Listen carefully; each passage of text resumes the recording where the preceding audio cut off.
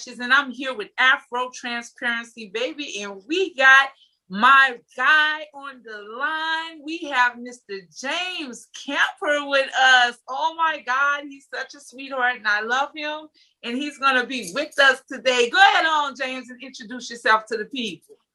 Thank you. Well, my name is James Camper. I am out here in California, Los Angeles.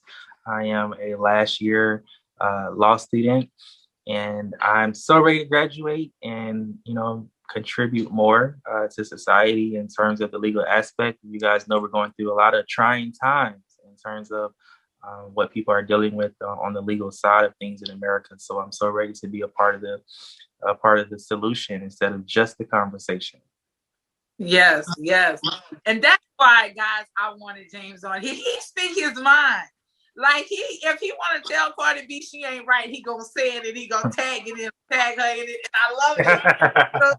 so today, I wanted James to tell us how his opinion on if the Trump supporters that stormed the Capitol building, if that would have been an African American group of people, what would have been differently as the way James sees it in his mind? So give us your opinion. Well, I feel like history shows us, it has shown us that African Americans and minorities in general are usually overcharged when we face crimes. And also when we are arrested, when our counterparts are arrested, I should say, such as Caucasians, those charges are usually heavily delayed, or they don't come at all, or the prosecutor usually charges them with lesser crimes. So I definitely feel like there's a disconnect in terms of how viciously African Americans would have been charged. Not only that, but the fact that this riot occurred and there was only one death. Well, actually, I believe there were how many? I believe there was one death from the actual people that were rioting. I know a police officer died and some other people, but I believe the people that were actually rioting, it was just one death. If I'm not mistaken. I was so in total, so I don't know for sure how many was like at the actual riot. Well, and we know that this woman who traveled into DC for the riot, she actually died because of a police bullet because she was trying to break into a window. But I bring that up to say that if it had been African Americans, I believe there would have been quadruple the amount of deaths, quadruple the amount of violence in general. When I say violence, I don't mean Blacks attacking the Capitol. I mean, it would have been violence in terms of police using force. We saw videos of, and don't get me wrong, I don't applaud death at all. If it was up to me, no one would die. Even people that commit crimes, even people that commit crimes or commit wrongs, no one would die. But just in terms of a comparison, I do believe that if it was an African American crowd, such as Black Lives Matter, there would have been a lot more violence. I actually was a part of some Black Lives Matter protests over the summer when George Floyd was killed. And when we were kind of just in a field, we were in a park, literally just, not bothering anyone, literally just kind of raising our voices, doing little chants and things. There were police helicopters in the sky, just kind of crowding around us. Absolutely, crowding around us. It's just making sure we weren't doing anything, and we literally were not doing anything. And yet you had this crowd of Trump supporters who were doing some extremely felonious illegal acts, and the Capitol Police were said to not even be prepared. They were said to not even be, they didn't even think, and that goes to benefit of the doubt. A lot of Caucasians in this country are given benefit of the doubt because the fact that you can have a crowd of ramped up Trump supporters and they can march over to the Capitol building and there's no type of police presence, that's guarding them off. I'm like, I feel like in comparison, if it was like I said, if it was a Black Lives Matter protest, police would have been armed. They would have been ready. Matter of fact, we were protesting the district attorney. Her name is Jackie Lacey. We wanted her out of office, so we would go down in front of her building every, I believe, Wednesday, and there were literally armed police. I believe it was the National Guard. Actually, they were armed people. Wow. They put up gates and everything just before we even got there. So that just goes to our Caucasians always being given the benefit of the doubt, like, oh, they wouldn't commit a crime, or they wouldn't do this. So yeah, there definitely is a disconnect. There definitely is a comparison to be made, and we see that historically.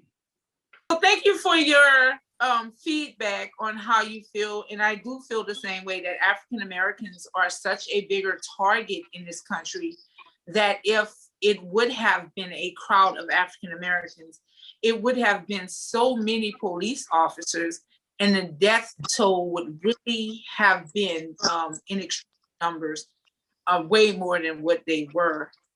But however, just to look at things with a different set of lens, the question has been asked before, are we that bold? Are Black people that bold? Would we have had the gusto to rise together for a cause that felt worth rushing the Capitol building?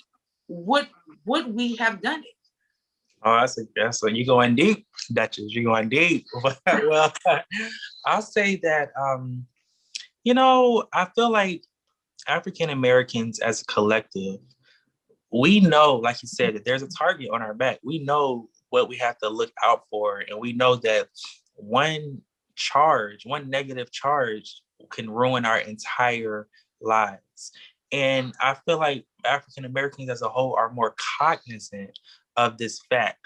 And when you have most African Americans, certainly a greater extent than our counterparts, Caucasians, that come from impoverished families, I feel like a lot of Caucasian children feel more emboldened to commit crimes, feel more emboldened to do things that they perhaps shouldn't do legally, because they know that maybe daddy's money, family's money, family ties can get them out of a situation.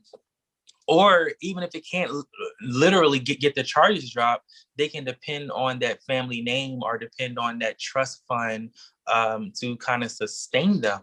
But a lot of African Americans, because a lot of us do come from poverty, we don't have, say, that go-to. So a lot of us kind of are cognizant to know that because we don't have a trust fund waiting on us, or we don't have a major last name that can get us out of trouble, we don't have we don't have the avenue to, or the luxury, if you will, to simply go to the Capitol based off what we feel was an unfair election.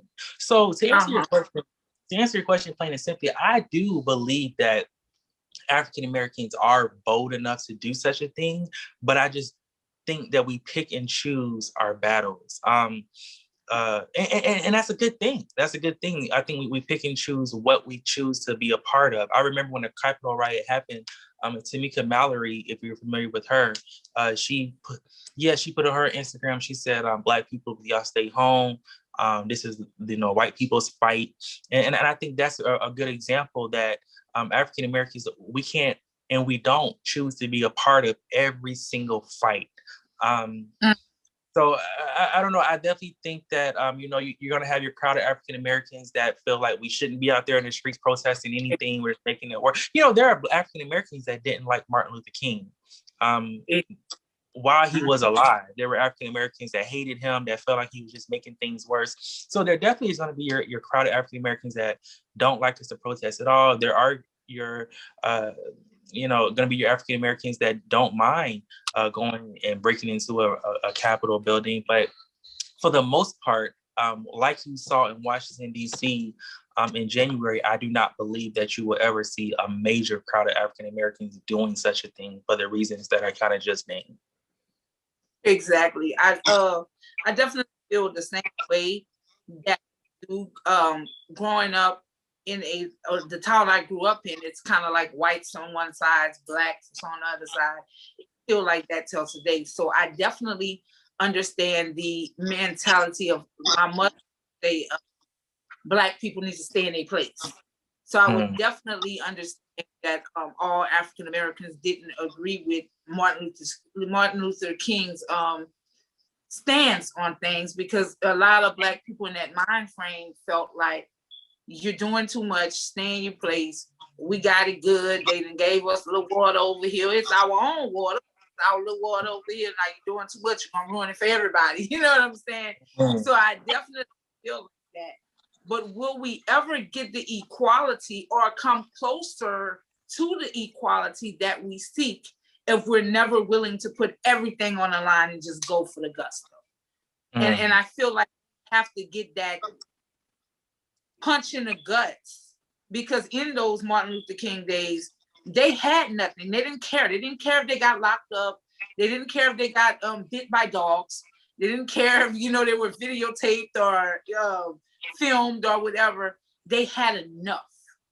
Right. And I just don't, in this particular time, our people have that drive, that, to be frank, not disrespectful, that I don't give a fuck that Caucasians have.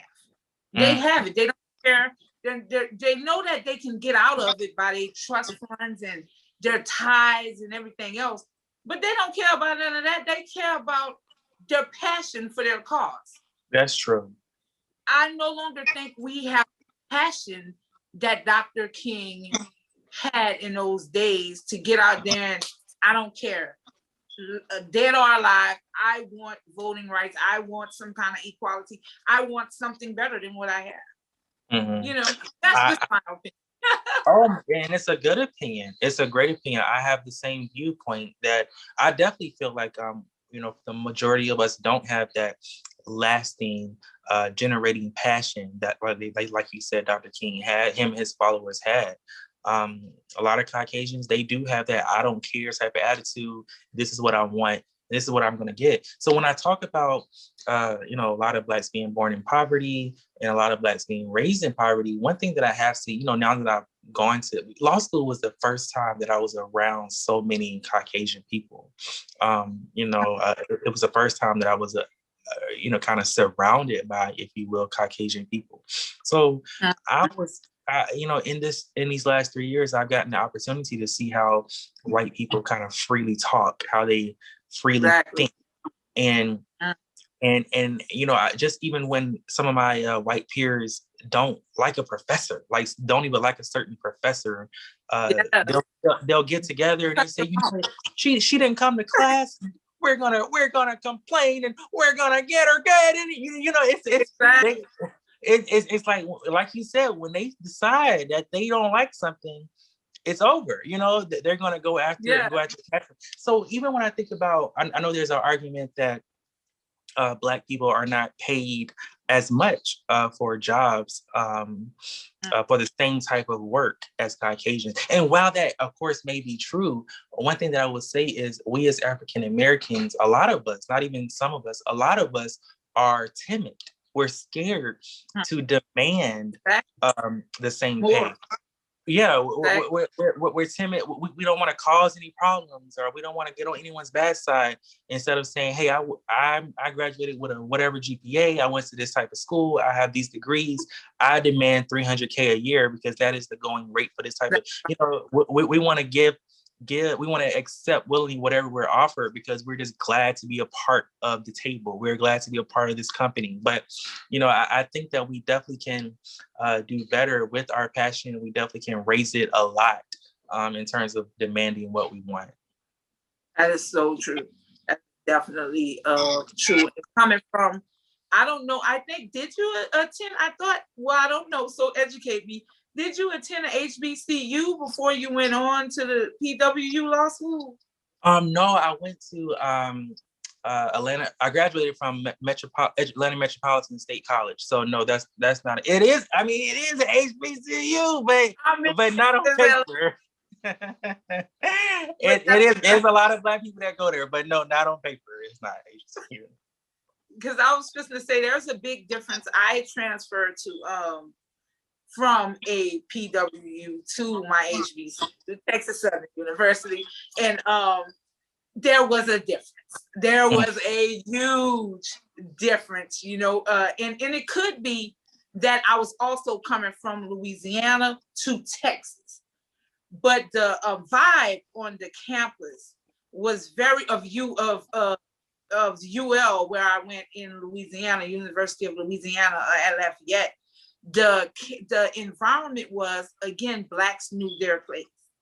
Versus when I got to TSU, we don't have no place. We great. We can do anything. We above. We beyond. It's excellent in Black world. Like, come on, be Black. You know, Yeah. It's like that. Going to my HBCU changed my life.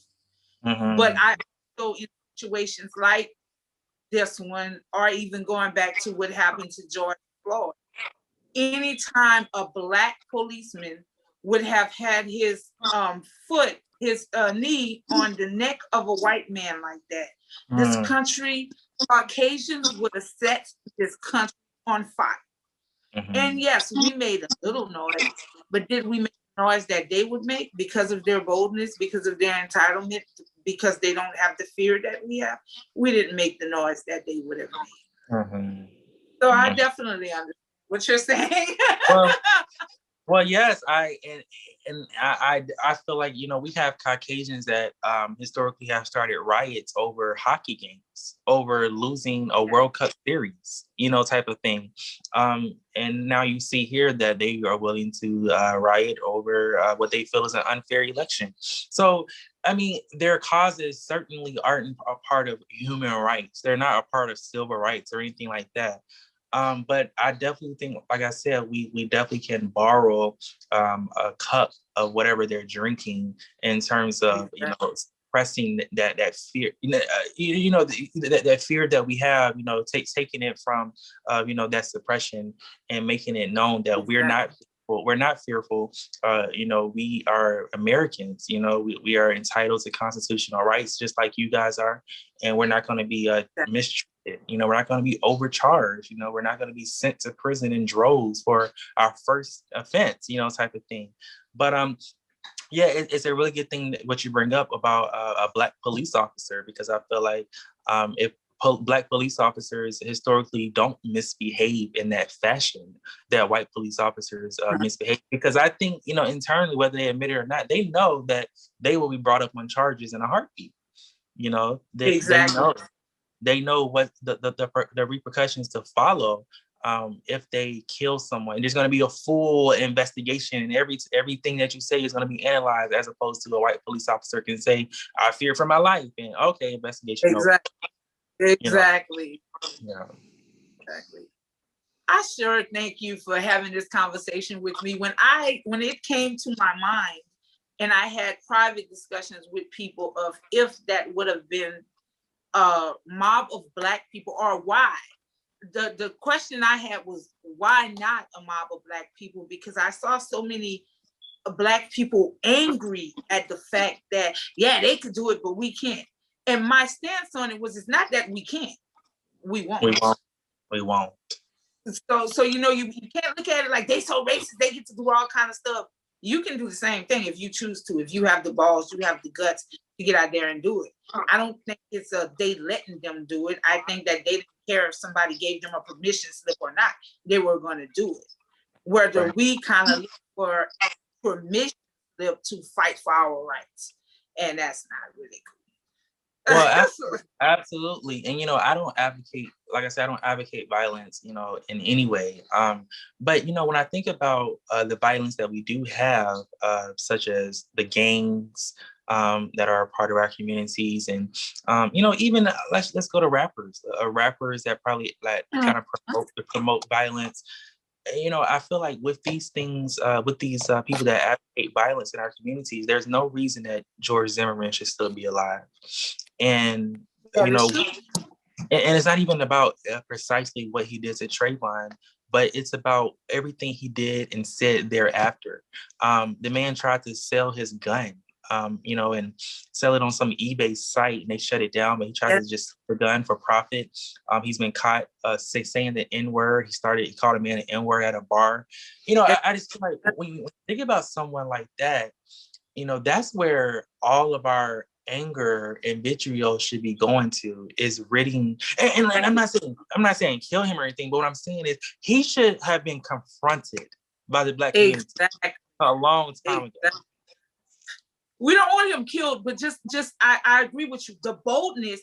So he killed this little Black kid, and then his boldness went up like 1,000,000,000% to where he was just out there like, I'm that dude. Like, don't forget, I'm that dude. And it was kind of like, I do take that stance with hip hop, and I don't listen to it, but I hear some of those songs that's like, yeah, never nigga looking at me, I'ma shoot him in his face. But George Zimmerman walking around him. Like, choose your battles wisely here. Fight for our people. Do something for our people. Have a cause that makes some kind of sense. Not kill him, but let him know we come. Instead of you coming, brother, on a rap song or because somebody and y'all putting diamonds in y'all head. George Zimmerman still, I don't understand. It's a shame. It's definitely something to bring attention to. He should have been at least confronted. There should have been some type of conversation between him and the rap community. And I kind of see the rap community. I from what I understand, the rap community used to be the community that protected the Black community. That they kind of were the spokespeople, if you will, for the Black community. Through their songs, they spoke of our plights, and they spoke of, things that needed to change, within the Black community, and the government heard those things. But, times have changed. Times have changed. And I feel like the music isn't really speaking for our community anymore. Like you said, the music these days is about, it's a lot about violence, and, you got all these rap beats and stuff, things going on. But, I feel like we need to get back to a place where we use the rap community, because quite frankly, the hip hop is one of the most popular genres in the world. One of the most popular music genres in the world. And I feel like if enough rappers decided, they came together collectively and decided, okay, we're going to send a message to the government through our music, through our presence about our community, then I feel like the government will have no chance, but to, pay attention. That they would have to. They would have to pay attention to what people are saying, because so many people follow the rappers and follow their trends and things like that. But I feel like we don't have, you got a lot of rappers. I'm not going to name any names or anything, but, you have a lot of rappers who are disrespectful themselves to the Black community. There's one rapper who put a Rosa Parks lyrics in their song. There's another rapper who put a disrespectful Emmett Till lyric in their song. So when you have, the people that are supposed to be the spokespeople of the Black community disrespecting the Black community, disrespecting Black legacy and Black history, just because I guess you can, I believe that's a real issue. That's a real issue. Okay, well, thank you, James, for that opinion. I did know that you would have something very strong to say, and I just thank you as a Black man in this community.